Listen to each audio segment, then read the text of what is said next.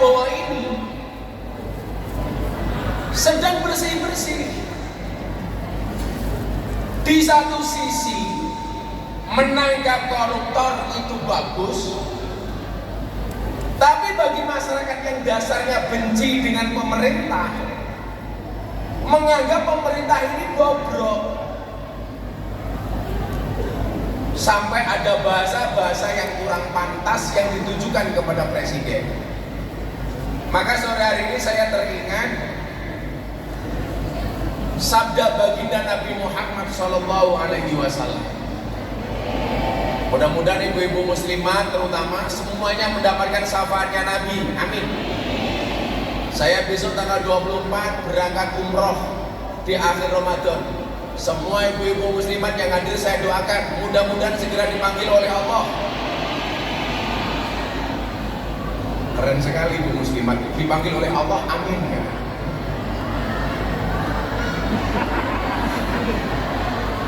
Untuk ziarah Makkah Madinah. Apa kata Nabi? Man istakhofa khomsan khosira khomsan. Barang siapa yang meremehkan 5 perkara, maka rusak 5 perkara yang lainnya. Ada 5 perkara yang ketika kita remehkan, maka akan merusak 5 perkara lainnya. Nah, nanti salah satu kaitannya dengan pejabat Pak Emil. Bu Khofifah sama Pak Emil ini jadi pemimpin Jawa Timur harus baik, karena didukung oleh mayoritas kiai, mayoritas ulama. Termasuk saya orang pertama yang bersikukuh pasangan Khofifah sama Emil harus tetap jadi satu. Makanya kita punya harapan insya Allah Jawa Timur lebih maju, amin. Itu artinya kalau Pak Emil jadi wakil gubernur kok sampai nggak baik, termasuk yang kisah besok saya Mas Emil. Manis takhofa khomsan khosiro khomsan. Barang siapa yang meremehkan 5 perkara kata Nabi, khosiro khomsan, maka 5 perkara ini akan rusak, akan merusak perkara 5 yang lainnya. Artinya kita wajib berbuat baik dengan 5 perkara ini walaupun itu jelek. Apa saja 5 perkara itu? Yang pertama, ulama. Manis takhofal ulama khosirat din. Barang siapa yang meremehkan ulama, maka rusaklah agamanya. Baik ulama yang baik maupun ulama yang jelek sekalipun.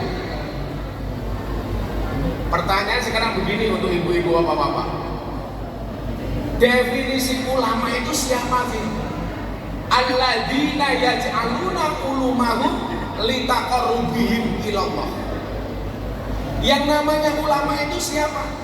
Siapapun yang menjadikan ilmunya agar dia lebih dekat dengan Allah, itulah ulama. Ulama itu tidak harus imam masjid Mas Andi. Ulama itu tidak harus pulang ngaji. Tapi siapapun yang menjadikan ilmunya menjadikan orang lain lebih dekat dengan Allah, itulah ulama.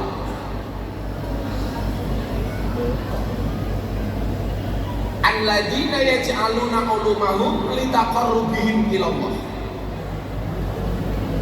Contoh, ulama itu tidak harus imam masjid, ulama itu tidak harus guru ngaji. Bisa jadi ulama itu dari artis penyanyi umpamanya. Mas Charlie ini kok punya lagu. Ketika Bapak Ibu mendengar lagunya Mas Charlie ingat Allah, itu bisa masuk kategori ini. Alladzina yaj'aluna ulumahum litaqarrubihim ilallah. Haji Her, dia dititipi oleh Allah harta yang banyak. Ketika Haji Her ini sedekah mentasarufkan hartanya kepada mereka yang berhak, melihat akhlaknya Pak Haji Her, kita jadi ingat Allah. Ini masuk kategori alladzina yaj'aluna ulumahum litaqarrubihim ilallah. Ulama itu tidak harus berdakwah di panggung. Ini pelawak paling tercemar di Jawa Timur, terkenal. Percil CS. Percil itu anaknya kodok. Kok dagelan percil membuat litaqarrubihim ilallah. Itu masuk ini kategori. Hanya saja, ngapunten nggih Bapak Ibu Madura. Sekarang ini umat sedang punya penyakit. Penyakitnya umat itu apa?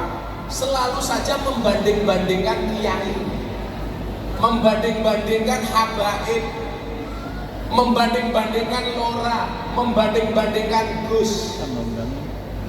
Saya suka dengan kiai ini, nggak suka dengan kiai itu. Saya suka dengan Habib ini, saya nggak suka dengan Habib itu. Saya suka dengan Gus ini, nggak suka dengan Gus itu. Bapak Ibu, semua orang itu diuji dengan caranya masing-masing. Ada kiai yang diuji dengan masalah ekonomi, ada kiai yang diuji dengan santrinya yang nakal, ada kiai yang diuji dengan istrinya yang bawel, ada kiai yang diuji dengan es teh, macam-macam.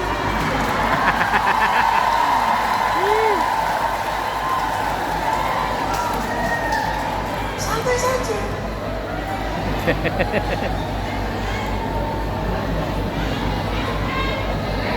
Apa Bu? Makanya kalau nanti haji saya jangan dikasih suguhan es teh. Saya trauma. Ini penyakit. Orang selalu saja membanding-bandingkan antara ulama yang satu dengan ulama yang lain. Falikulli syai'in maziyah. Semua orang itu punya kelebihan masing-masing. Kita nggak boleh membanding-bandingkan. Anda boleh mencintai seorang kiai, mengidolakannya, tanpa harus menjelek-jelekkan yang lain. Betul Bu?